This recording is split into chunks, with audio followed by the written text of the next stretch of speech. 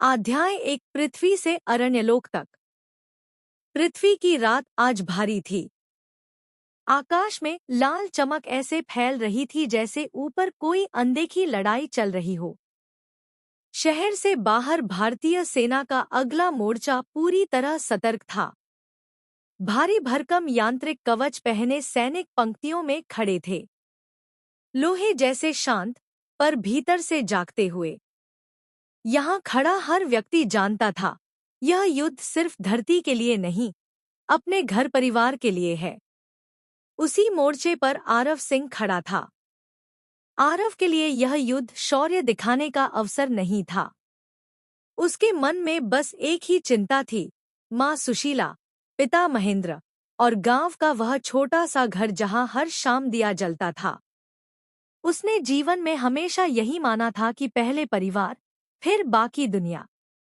कवच पहनते समय उसके हाथ भारी थे, पर मन स्थिर। अगर वह आज गिरा तो उसका घर भी असहाय हो जाएगा। अचानक तेज सायरन गूंजे। आकाश को चीरता हुआ पहला परग्रही युद्धयान नीचे उतरा। धरती कांप उठी। ऊर्जा और अग्नि की चमक ने रात को दिन बना दिया। कुछ क्षणों के लिए लगा कि पृथ्वी टिक जाएगी। तभी हवा में एक विचित्र दरार पड़ी, जैसे आकाश ही मुड़ गया हो। आरव के कवच पर उभरे चिन्ह बिखरने लगे। सब कुछ डगमगा गया और अगले ही पल उसका शरीर तेज प्रकाश में खिंच गया। जब चेतना लौटी तो सब बदल चुका था। न मोर्चा था, न कवच, न कोई यंत्र। चारों ओर घना वन, अनजाने वृक्ष और हवा में छिपी हिंसा। यह था अरण्यलोक। उसकी आंखों के सामने हल्की रोशनी में शब्द उभरे, मूल शक्ति, जागरण अवस्था। यहाँ कोई यांत्रिक साधन काम नहीं कर रहा था। जो था वही सत्य था, सांस, शरीर और जीवित रहने की जिद। आरव ने धरती की मिट्टी उठाकर मुट्ठी में भर ली। डर था, पर उससे बड़ा था दायित्व। उसे हर हाल में जीवित रहना था, क्योंकि उसे लौटकर अपने माता पिता को सुरक्षित रखना था। तभी वन के भीतर कुछ हिला, तेज, शांत और शिकारी जैसा। उसी क्षण आरव समझ गया, अरण्यलोक किसी पर दया नहीं करता। यहाँ या तो मनुष्य खुद को बदलता है, या यही समाप्त हो जाता है। अध्याय 2 अरण्यलोक का पहला शिकार। अरण्यलोक की सुबह बिना सूरज के उजाले जैसी थी। रोशनी थी, पर गर्मी नहीं। हवा में नमी और खतरे की गंध मिली हुई थी। आरव सिंह धीरे धीरे आगे बढ़ रहा था, हर कदम सोच समझकर। यहाँ कोई कवच नहीं था, कोई यंत्र नहीं, बस उसका शरीर और अनुभव से उपजा सावधान मन।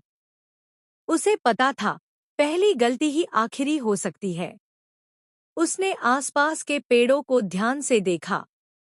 कुछ तने सामान्य थे, कुछ ऐसे जिनकी छाल पर पुराने नाखूनों के निशान थे। जमीन पर टूटे पत्ते और कुचली घास बता रही थी कि यहाँ कोई बड़ा जीव घूमता है। आरव ने सांस को धीमा किया। घर की याद फिर उभरी, माँ की शांत आवाज, पिता की सख्त सीख। डर को काबू में रखो, उसने खुद से कहा। तभी झाड़ियों में हलचल हुई। कुछ छोटा नहीं, पर बहुत बड़ा भी नहीं। आरव ने एक पत्थर उठाया और पेड़ के पीछे छिप गया। सामने से एक अजीब प्राणी निकला, भेड़िए जैसा शरीर, पर आंखों में लाल चमक और दांत जरूरत से ज्यादा लंबे। वह जीव सूंघता हुआ आगे बढ़ रहा था। यह आरव का पहला शिकार था, चाहे वह चाहे या नहीं। जीव ने अचानक सिर उठाया और दहाड़ मारी। आवाज से आसपास के पंछी उड़ गए। आरव ने पीछे हटने के बजाय जमीन को मजबूती से पकड़ा। उसने पत्थर पूरी ताकत से फेंका। पत्थर जीव के सिर पर लगा, पर वह रुका नहीं। अगले ही पल वह झपटा। आरव फिसला, जमीन पर गिरा, पर उसने दांतों से बचते हुए लकड़ी की नुकीली टहनी उसके गले में घुसेड़ दी। कुछ पल तक दोनों जूझते रहे, फिर वह जीव तड़पकर शांत हो गया। जंगल फिर से खामोश हो गया। आरव हांफता हुआ खड़ा हुआ। उसके शरीर में दर्द था, पर भीतर एक अजीब सी गर्मी फैल रही थी। उसकी आंखों के सामने हल्की रोशनी उभरी, मूल शक्ति बढ़ रही है। वह समझ गया, यह दुनिया हर संघर्ष के बदले कुछ न कुछ छीनती भी है और देती भी है। आरव ने मृत जीव को देखा, फिर आकाश की ओर नजर उठाई। यह सिर्फ शुरुआत थी। अगर उसे वापस जाना था, अपने माता पिता को बचाना था, तो उसे हर दिन ऐसा ही सामना करना होगा। अरण्यलोक ने उसका स्वागत कर लिया था, खून, साहस और बदलते हुए इंसान के साथ। अध्याय 3, पहला आश्रय और नया खतरा। अरण्यलोक में समय का अंदाजा लगाना मुश्किल था। यहाँ न दिन साफ लगता था, न रात पूरी तरह अंधेरी। हर वक्त हवा में एक हल्का सा डेंजर घुला रहता था। आरव सिंह घायल शरीर के साथ धीरे धीरे आगे बढ़ रहा था। पहले शिकार के बाद उसकी सांस अब भी भारी थी, पर भीतर कहीं एक नई ताकत जाग चुकी थी। उसे महसूस हो रहा था कि उसका शरीर पहले से थोड़ा ज्यादा मजबूत है। उसने चारों तरफ नजर दौड़ाई।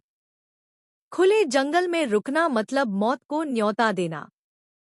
थोड़ी दूर एक चट्टान दिखी, जिसके नीचे आधी ढकी हुई गुफा जैसी जगह थी।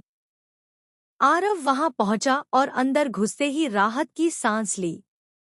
यह जगह पूरी तरह सुरक्षित नहीं थी, लेकिन खुली मौत से बेहतर थी। यही उसका पहला आश्रय बना। वह बैठकर अपनी चोटें देखने लगा। कोई मेडिसिन नहीं थी, कोई इक्विपमेंट नहीं, बस कपड़े का टुकड़ा और पानी। उसने दांत भींचकर खुद ही घाव बांधा। तभी उसकी आंखों के सामने हल्की चमक उभरी, जैसे कोई सिस्टम उसे ऑब्जर्व कर रहा हो। शब्द साफ नहीं थे, बस एक एहसास, उसकी मूल शक्ति धीरे धीरे स्थिर हो रही है। यह दुनिया उसे मार भी रही थी और बना भी रही थी। कुछ देर बाद बाहर से आवाज आई। यह जानवर की नहीं थी। कदमों की आहट थी, हल्की पर सतर्क। आरव का शरीर तुरंत टेंस हो गया। उसने चुपचाप गुफा के मुंह से झांका। बाहर दो इंसान जैसे आकार दिखे, पर उनके कपड़े फटे हुए थे और आंखों में अजीब सी चमक थी। ये साधारण लोग नहीं लग रहे थे। शायद इस दुनिया में फंसे हुए दूसरे मनुष्य। आरव ने खुद को छुपाए रखा। यहाँ हर कोई दोस्त नहीं हो सकता। उसने महसूस किया कि असली खतरा सिर्फ जानवर नहीं है, बल्कि जिंदा रहने के लिए कुछ इंसान भी कुछ भी कर सकते हैं। बाहर खड़े लोग थोड़ी देर बाद आगे बढ़ गए, पर जाते जाते उनमें से एक ने गुफा की ओर गहरी नजर डाली, जैसे उसे किसी की मौजूदगी का शक हो। आरव ने लंबी सांस ली। यह दुनिया सिर्फ ताकत की नहीं, चॉइस की भी परीक्षा ले रही थी। किस पर भरोसा करना है और किससे दूर रहना है। उसने मन ही मन तय कर लिया, पहले खुद को मजबूत बनाना है, फिर दूसरों के बारे में सोचना है। दूर जंगल में फिर से हलचल हुई। अरण्यलोक साफ इशारा दे रहा था, खेल अभी शुरू ही हुआ है। अध्याय 4, प्रतिद्वंद्वी से पहली मुठभेड़। अरण्यलोक की हवा आज कुछ ज्यादा भारी लग रही थी। जंगल शांत था, पर यह शांति भरोसे लायक नहीं थी। आरव सिंह अपने आश्रय से बाहर निकल चुका था। शरीर में दर्द अब भी था, लेकिन दिमाग पहले से ज्यादा क्लियर था। यहाँ रुकना मतलब धीरे धीरे मरना। आगे बढ़ना ही एकमात्र ऑप्शन था। वह पेड़ों के बीच से सावधानी से चलता रहा। हर आवाज पर कान खड़े, हर परछाई पर नजर। तभी उसे सामने हलचल दिखी। कोई जानवर नहीं, इंसान। 4 लोग थे, अलग अलग उम्र के, पर उनके चेहरे एक जैसे सख्त। कपड़े फटे थे, पर आंखों में लालच साफ दिख रहा था। उनके हाथों में नुकीले हथियार थे, खुद बनाए हुए। आरव ने छिपने की कोशिश की, लेकिन देर हो चुकी थी। ओए, बाहर आ, सामने खड़े आदमी ने भारी आवाज में कहा। तू अकेला है, हमें दिख रहा है। आरव समझ गया। ये लोग सर्वाइवर नहीं, प्रेडेटर बन चुके थे। इस दुनिया में कमजोर को बचाने वाला कोई नहीं था। उसने धीरे से कदम पीछे लिया, पर दूसरे पल एक पत्थर उसके पास से गुजर गया। वार्निंग साफ थी। मुठभेड़ शुरू हो चुकी थी। पहला आदमी तेजी से आगे बढ़ा। आरव ने आखिरी पल पर झुककर उसके वार से बचते हुए उसकी टांग पर जोरदार लात मारी। आदमी गिरा, पर दूसरा पीछे से झपटा। आरव जमीन पर लुढ़क गया, हाथ में पड़ी सूखी लकड़ी उठाकर पूरे बल से उसके कंधे पर मारी। हड्डी टूटने की आवाज जंगल में गूंज गई। तीसरा आदमी रुका नहीं। उसने चीखते हुए हमला किया। आरव ने डर को दबाया। अगर आज नहीं लड़ा, तो कभी नहीं बचेगा। उसने सामने से टक्कर ली। दोनों जमीन पर गिरे। कुछ पल की हाथापाई के बाद आरव ने उसे नीचे दबा दिया।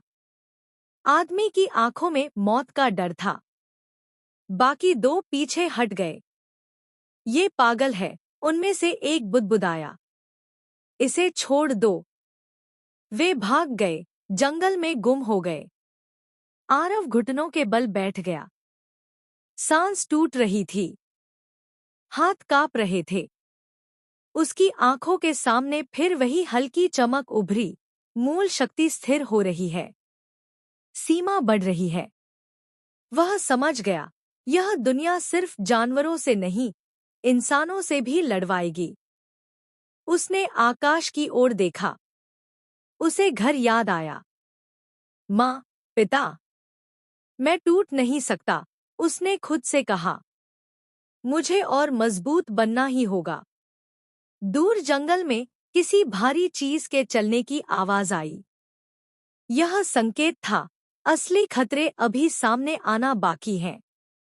अरण्यलोक ने आज उसे सिखा दिया था, यहाँ पहला नियम सिर्फ एक है।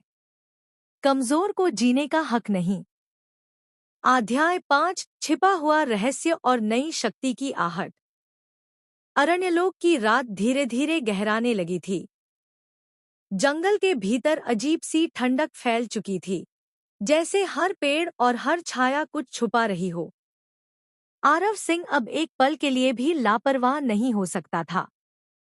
प्रतिद्वंद्वियों से मुठभेड़ के बाद उसे साफ समझ आ गया था, यह दुनिया सिर्फ शरीर नहीं, दिमाग भी मांगती है।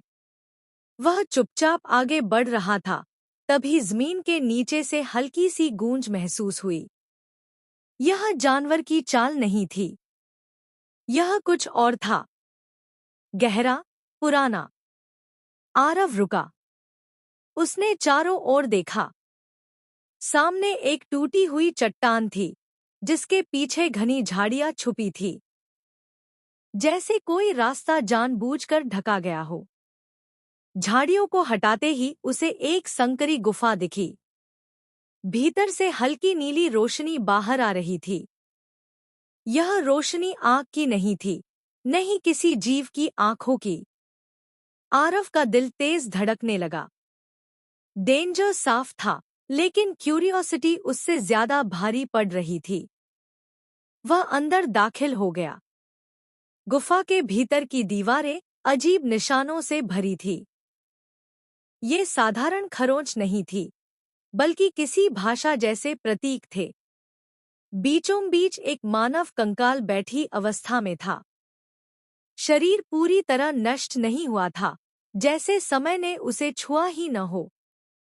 उसकी छाती के पास एक अजीब सी गर्माहट महसूस हो रही थी।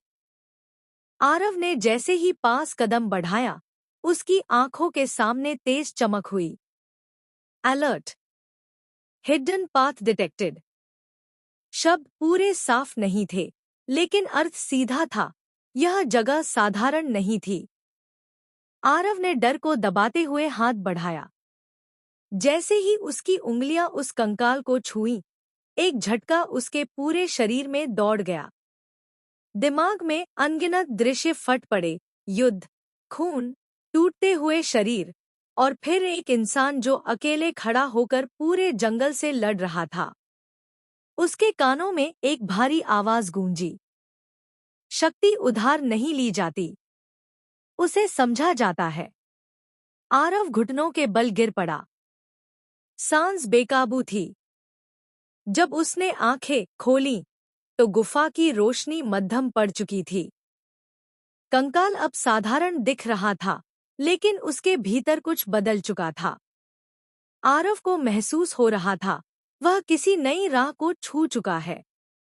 कोई ऐसी शक्ति जो अभी पूरी तरह जागी नहीं थी, लेकिन उसकी नसों में बहने लगी थी। अध्याय 5, छिपा हुआ रहस्य और नई शक्ति की आहट। अरण्यलोक की रात धीरे धीरे गहराने लगी थी। जंगल के भीतर अजीब सी ठंडक फैल चुकी थी, जैसे हर पेड़ और हर छाया कुछ छुपा रही हो।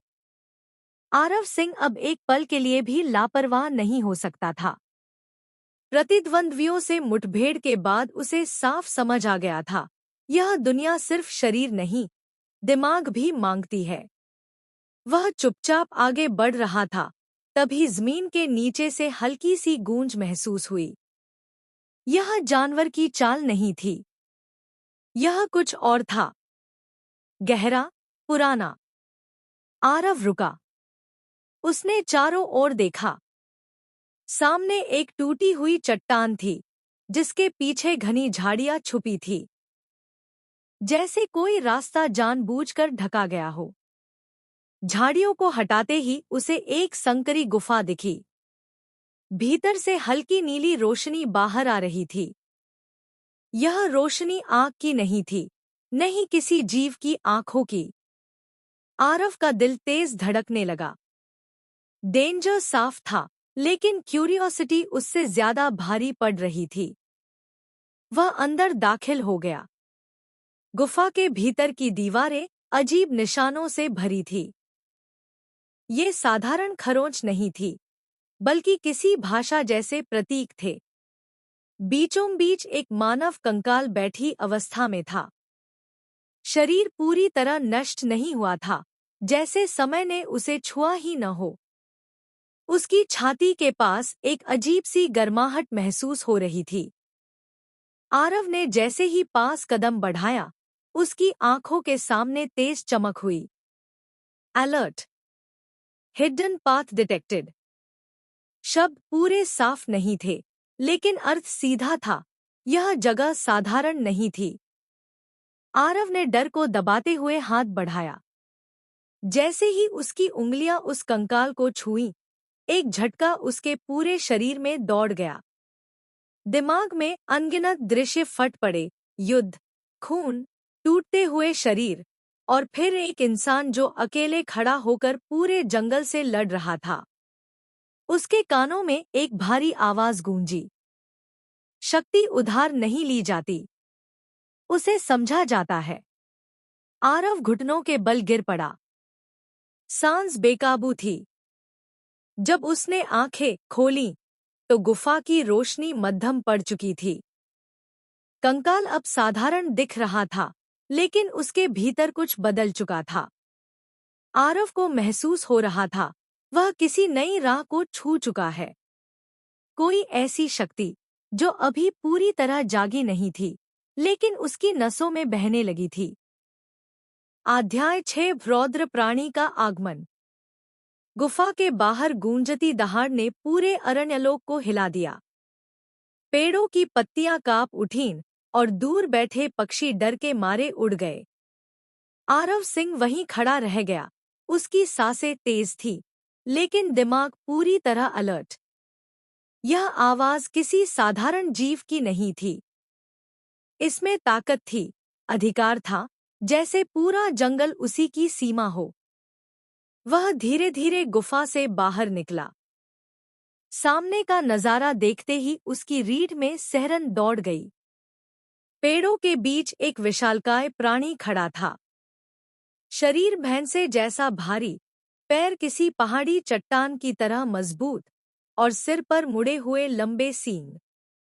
उसकी आंखें गहरी लाल थी और हर सांस के साथ उसके मुंह से गर्म भाप निकल रही थी। जमीन पर उसके कदम पड़ते ही मिट्टी धंस रही थी। यह कोई आम शिकारी नहीं था। यह अरण्यलोक का रौद्र प्राणी था।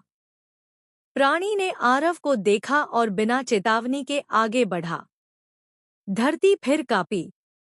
आरव ने पीछे हटने के बजाय अपनी सांस को काबू में रखा। भागना बेकार था। यह जीव उससे तेज और ज्यादा ताकतवर था। अगर बचना था तो सीधा सामना करना ही रास्ता था। प्राणी ने अचानक सींग झुकाकर हमला किया। आरव आखिरी पल में बाईं ओर लुढ़का। जमीन पर गहरी दरार पड़ गई।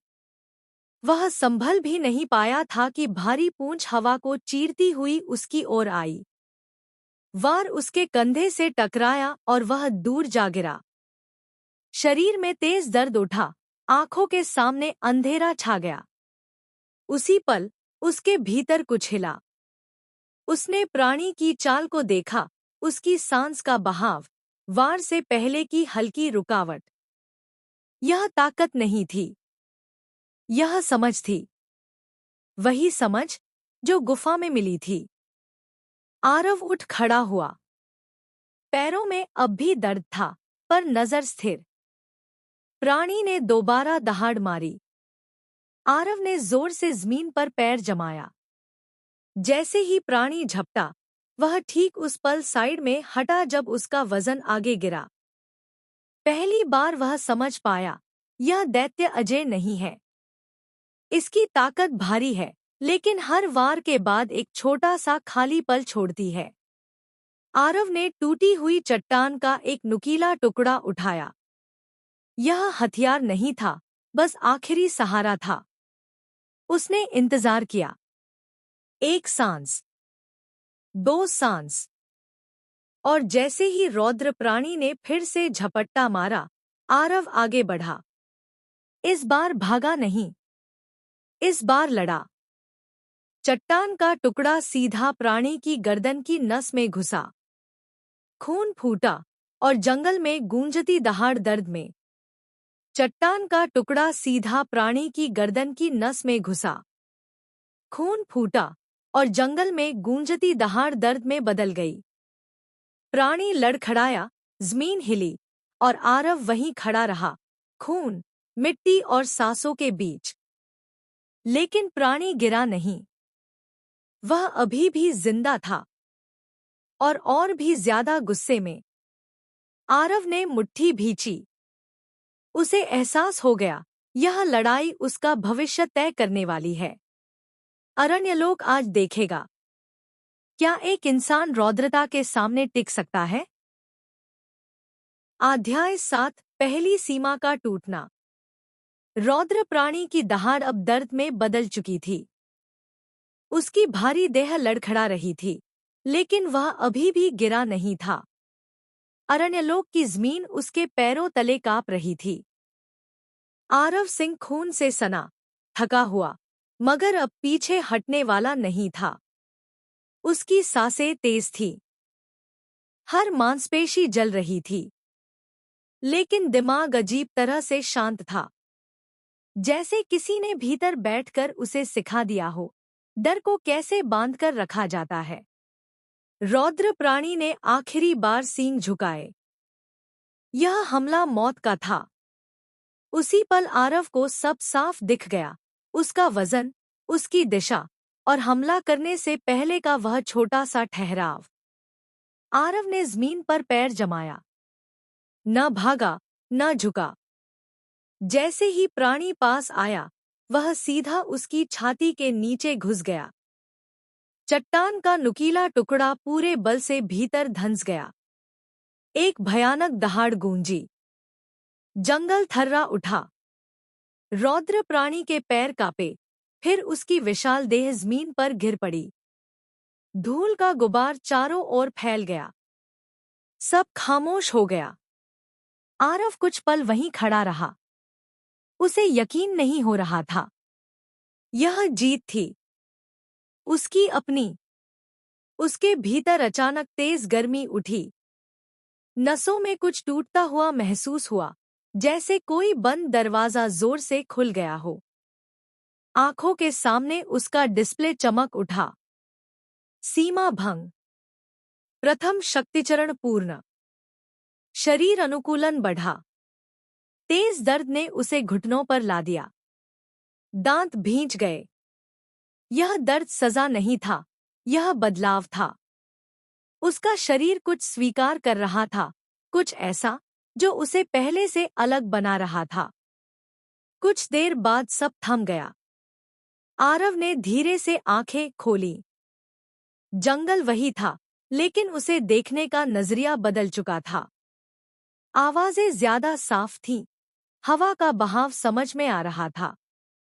वह अब सिर्फ जिंदा नहीं था, वह मजबूत हो रहा था। उसने मृत प्राणी की ओर देखा। डर नहीं था, घमंड भी नहीं। बस एक बात दिल में गूंज रही थी।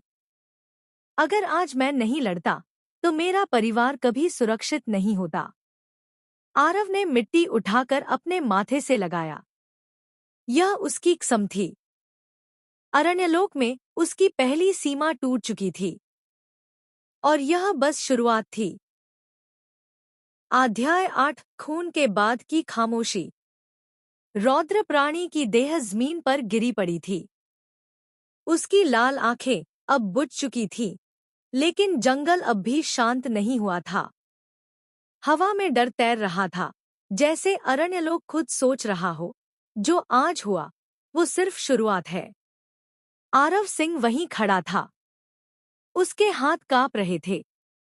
हथेली में जमी गर्माहट किसी और की नहीं, उसकी अपनी सांसों की थी। यह उसकी पहली असली जीत थी, और पहली बार उसने किसी जीव को अपने हाथों से मारा था। दिल भारी था, मगर आंखों में आंसू नहीं थे। उसने अपने पिता का चेहरा याद किया। माँ की आवाज कानों में गूंजी। डर लगे तो भागना नहीं, बेटा। डर को देखना। आरव ने गहरी सांस ली। जैसे ही उसने प्राणी की छाती को छुआ, वहां कुछ अलग महसूस हुआ। मांस और हड्डी के नीचे एक ठोस गर्म वस्तु धड़क रही थी। उसने हाथ डाला और बाहर निकाला।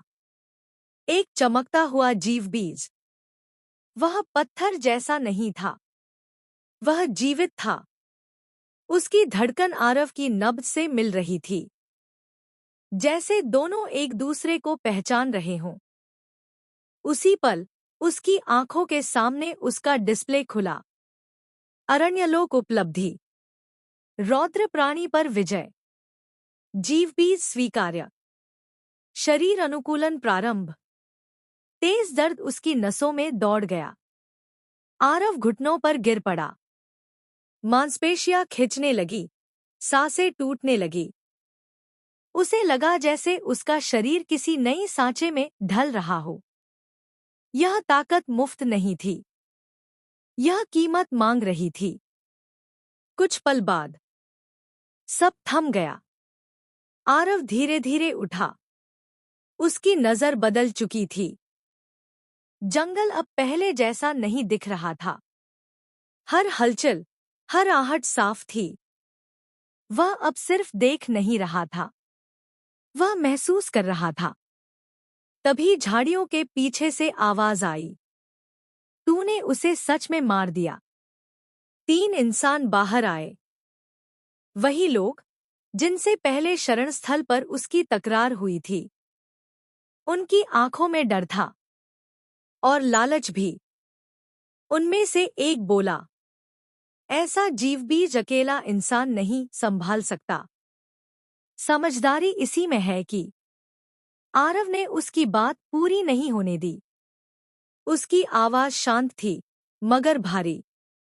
मैं किसी का हक नहीं छीनता, और जो मेरा है वो मैं देता नहीं। जंगल फिर से शांत हो गया, लेकिन अब यह शांति तूफान से पहले वाली थी। आरव जान चुका था, अरण्यलोक में सबसे बड़ा खतरा प्राणी नहीं, इंसान है, और उसका सफर अब वापस लौटने वाला नहीं था। अध्याय 9 शरण स्थल का विद्रोह। अरण्यलोक में सुबह का उजाला भी भरोसेमंद नहीं होता। धूप पेड़ों की मोटी शाखाओं से छनकर जमीन तक पहुंचती थी, पर हर किरण के साथ डर भी उतरता था।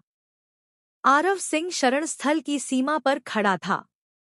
रात की घटना अभी भी लोगों की आंखों में तैर रही थी। रौद्र प्राणी की मौत और उसके बाद जीव बीज का उजाला। खबर आग की तरह फैल चुकी थी। कुछ लोग आरव को दूर से देखकर रास्ता बदल रहे थे, तो कुछ उसकी तरफ ऐसे देख रहे थे जैसे वह कोई खजाना हो।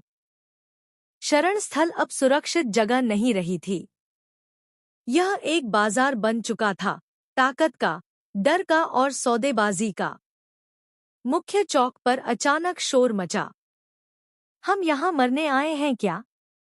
एक भारी आवाज गूंजी। यह महावीर शेलार था, शरण स्थल का सबसे पुराना और चालाक आदमी। उसके पीछे 10-12 लोग खड़े थे, सब हथियारों से लैस। महावीर ने ऊंची आवाज में कहा, एक आदमी के पास इतना बड़ा जीवबीज हो और बाकी सब खाली हाथ रहें, ये नियम के खिलाफ है। आरव आगे बढ़ा। उसकी चाल शांत थी, मगर हर कदम में आत्मविश्वास था। कौन सा नियम? उसने पूछा। यहाँ कोई लिखित कानून नहीं है। महावीर की आंखें सिकुड़ गईं। नियम वो होता है जो ज्यादा लोग माने। भीड़ दो हिस्सों में बंट गई। कुछ लोग आरव के पीछे खड़े हो गए, वे जिन्हें उसने पहले मदद दी थी। बाकी महावीर के साथ थे। हवा में तनाव भर गया। तभी महावीर ने हाथ उठाया। एक पल में सब बदल गया। पीछे से 2 लोग आरव पर झपटे। एक ने लकड़ी का भाला फेंका, दूसरा सीधे सिर पर वार करने आया। आरव ने बिना पीछे देखे झुककर वार बचाया, घूमते हुए भाले को हाथ से मोड़ दिया। लकड़ी टूट गई। बस, किसी ने चिल्लाया, लेकिन देर हो चुकी थी। आरव ने जमीन पर पैर जमाया। उसके शरीर से हल्की गर्म लहर फैली। सामने खड़े लोगों के कदम अनजाने में रुक गए। यह डर था और इज्जत भी। मैं लड़ाई नहीं चाहता, आरव बोला, लेकिन अगर जबरदस्ती होगी तो पीछे भी नहीं हटूंगा। महावीर पीछे हटा, मगर उसकी मुस्कान नकली थी। आज नहीं, उसने कहा, पर यह खेल यहीं खत्म नहीं होगा। भीड़ धीरे धीरे छंट गई। शरण स्थल बच गया। फिलहाल आरव जानता था, यह विद्रोह नहीं, चेतावनी थी। अब वह सिर्फ प्राणियों की नजर में नहीं था, इंसानों की राजनीति में भी फंस चुका था। उसने आसमान की ओर देखा। डिस्प्ले पर एक नई सूचना चमकी। अरण्यलोक, सीमा पूर्ण। आगे का मार्ग शीघ्र खुलेगा। दूसरे लोक की आहट शुरू हो चुकी थी। आरव ने मुट्ठी भींची। अगली दुनिया आसान नहीं होगी, लेकिन वह तैयार था। अध्याय 10 दूसरे लोक का द्वार। अरण्यलोक की हवा अचानक बदलने लगी। जो जंगल अब तक स्थिर था, वह जैसे करवट ले रहा हो। जमीन के नीचे से गहरी कंपन उठी, पेड़ों की जड़ें हिलने लगी। आरव सिंह शरण स्थल से थोड़ा दूर खड़ा था। उसके सामने हवा में एक अजीब सी दरार बन रही थी। न आग, न धुआं, बस मुड़ती हुई रोशनी। डिस्प्ले अपने आप खुल गया। यात्रा संकेत सक्रिय। अगला लोक सन्निकट। वापसी का मार्ग अस्थायी रूप से बंद। आरव की भौहें तन गईं। मतलब साफ था, अब पीछे लौटने का रास्ता नहीं। दरार धीरे धीरे एक गोल द्वार में बदल गई।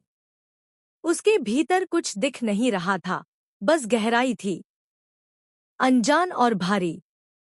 आसपास खड़े लोग पीछे हट गए। किसी की हिम्मत नहीं हो रही थी पास जाने की।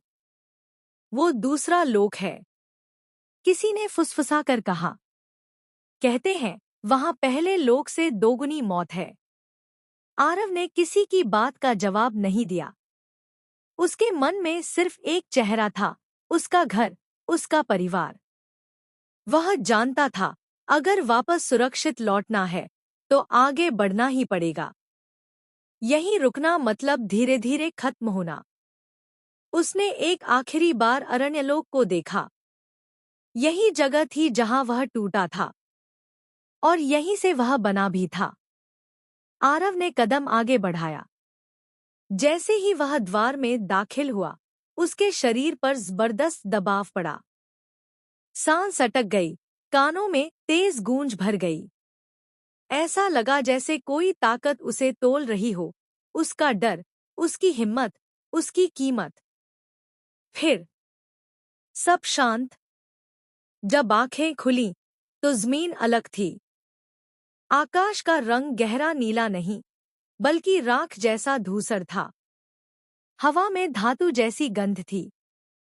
दूर दूर तक फैली चट्टानें और उनके बीच घूमते अजीब जीव, आधे जानवर, आधे इंसान जैसे। यह जगह अरण्यलोक नहीं थी। डिस्प्ले पर नए अक्षर उभरे। द्वितीय लोक सक्रिय, नियम परिवर्तित, बाहरी उपकरण सीमित। आरव समझ गया, यहाँ उसकी दुनिया के नियम काम नहीं करेंगे। यहाँ हर गलती की कीमत ज्यादा होगी। तभी दूर से एक गहरी गर्जना सुनाई दी। आरव ने मुट्ठी भींची। उसका सफर अब दूसरे मोड़ पर आ चुका था और यह लोक उसे परखे बिना छोड़ने वाला नहीं था।